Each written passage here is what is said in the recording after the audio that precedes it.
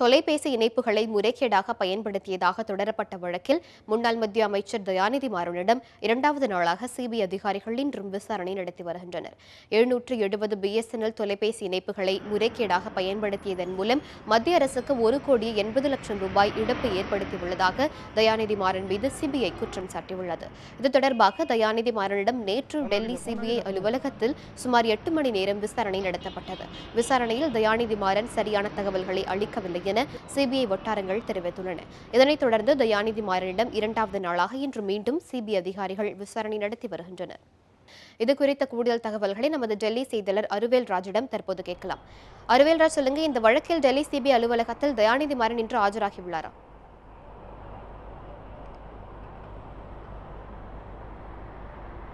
வணக்கம் அனிதா. இந்த வழக்கில் இரண்டாவது நாள் விசாரணைக்காக சிபிஐயினுடைய தலைமை அலுவலகத்தில் இன்று தயாநிதி மாறன் ஆஜராகி இருக்கிறார்.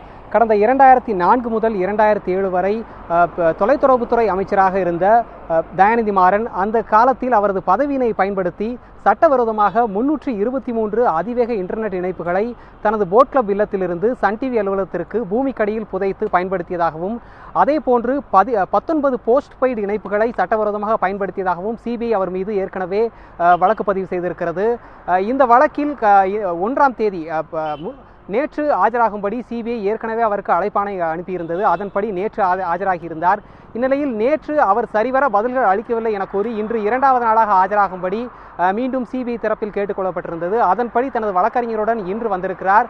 தற்போது அதிகாரிகள் அவரிடம் அந்த 75 கேள்விகள் தவிர மற்ற பல கேள்விகளையும் கேட்டு வருவதாக சிபிஐ வட்டாரங்கள் தெரிவிக்கின்றன. அனிதா, அருவேல் ராஜ், நேற்று நடைபெற்ற விசாரணை குறித்து சொல்லுங்கள்.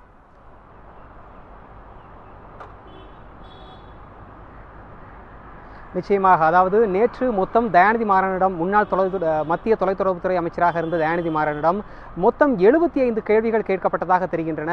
இதில் பெரும்பாலான கேள்விகள் சில அடிப்படை கேள்விகளாக கருதப்படுகின்றன. அதாவது டிஜிட்டல் தொழில்நுட்பம் பற்றியும் அதே போன்று சன் டிவியினுடைய தொழில்நுட்ப வசதிகள் பற்றியும் அவரிடம் கேட்கப்பட்டதாக தெரிகிறது. இதற்கு பெரும்பாலும் தனக்கு நினைவில் இல்லை, இது பற்றி சரியான தகவல்கள் எனக்கு தெரியாது என்றே தயாநிதி மாறன் பதிலளித்ததாக தெரிகிறது.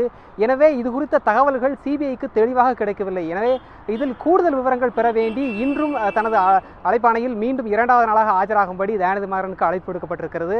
அதன்படி இன்று ஆஜராகி வருகிறார். மேலும் கடந்த 2007ஆம் ஆண்டு பிஎஸ்என்எல்லுடைய முன்னாள் பொது மேலாளராக இருந்த திரு பிரம்மநாதன் அதே போன்று துணை பொது மேலாளராக இருந்த திரு வேலுச்சாமி ஆகியோரும் தயாநிதி மாறனுக்கு உதவியதாக இந்த வழக்கில் சிபிஐ தரப்பில் குற்றம் சாட்டப்பட்டிருக்கிறது. எனவே இந்த தகவல்கள் தற்போது தயாநிதி மாறனிடம் எந்த அளவிற்கு பெறப்படுகின்றன? ஏற்கனவே கேட்கப்பட்ட 75 கேள்விகள் மூலம் அவரிடமிருந்து சரியான கேள்விகள் பெற முடியவில்லை, சரியான பதில்களை பெற முடியவில்லை என்று சிபிஐ வட்டாரங்கள் தெரிவிக்கின்றன. எனவே இன்று கேட்கப்படக்கூடிய கேள்விகளிலும் சரியான பதில்கள் கிடைக்கப்படாத பட்சத்தில் முன்னாள் பொது மேலாளர் பிஎஸ்என்எல்லுடைய முன்னாள் பொது மேலாளராக இருந்த பிரம்மநாதன் அதே போன்று துணை பொது மேலாளராக இருந்த வேலுச்சாமி ஆகியோரிடமும் இந்த விசாரணைகளை நடத்துவதற்கான முகாந்திரங்கள் எந்த அளவிற்கு இருக்கின்றன என்பது குறித்தும் சிபிஐ ஏற்பாடு செய்யும் என்று தெரிகிறது. அனிதா, அருவேல் ராஜ், 770 பிஎஸ்என்எல் இணைப்புகளை அவர் முறைகேடாக பயன்படுத்தியதாக சொல்லியிருக்காங்க. அதை பற்றி சொல்லுங்க.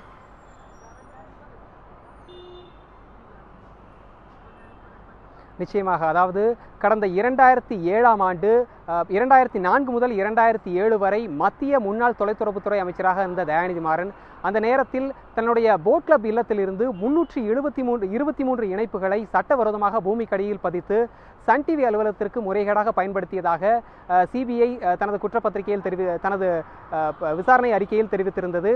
இந்த வழக்கில் 2013ஆம் ஆண்டு தனது முதல் தகவல் அறிக்கையினை சிபிஐ நீதிமன்றத்தில் பதிவு செய்தது. அதில் 2007ஆம் ஆண்டு பிஎஸ்என்எல்லுடைய பொது மேலாளராக இருந்த திரு பிரம்மநாதன் அதே போன்று துணை பொது மேலாளராக இருந்த திரு வேலுச்சாமி ஆகியோரும் தயாநிதி மாறனுக்கு உதவிகரமாக இருந்ததாக அந்த முதல் தகவல் அறிக்கையில் தெரிவிக்கப்பட்டிருந்தது. அதன்படி இந்த வழக்கில் கூடுதல் விசாரணைக்காக நேற்று சிபிஐ தலைமை அலுவலகத்தில் ஆஜராகும்படி ஏற்கனவே அழைப்பாணை விடுக்கப்பட்டிருந்தது. இந்த வழக்கிற்காக தான் தில்லி செல்லும் பட்சத்தில் சிபிஐ தன்னை கைது செய்வதற்கு வாய்ப்பு இருப்பதாக கூறி ஏற்கனவே சென்னை உயர்நீதிமன்றத்தில் தயாநிதி மாறன் தனக்கு ஜாமீன் வேண்டும் என்று கோரி மனு ஒன்றை தாக்கல் செய்திருந்தார். அதன்படி அவருக்கு 6 மாத காலத்திற்கு முன்ஜாமீனும் கிடைத்திருக்கிறது.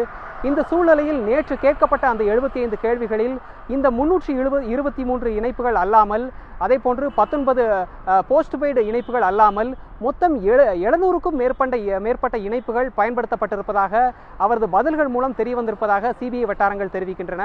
எனவே இது குறித்த தெளிவான எந்த ஒரு பதில்களும் இதுவரை கிடைக்கப்பெறவில்லை. முன்னதாக 323 இணைப்புகள் என்று சொல்லப்பட்டன, தற்போது 700க்கும் மேற்பட்ட இணைப்புகள் என்று சிபிஐ வட்டாரங்கள் தெரிவிக்கின்றன.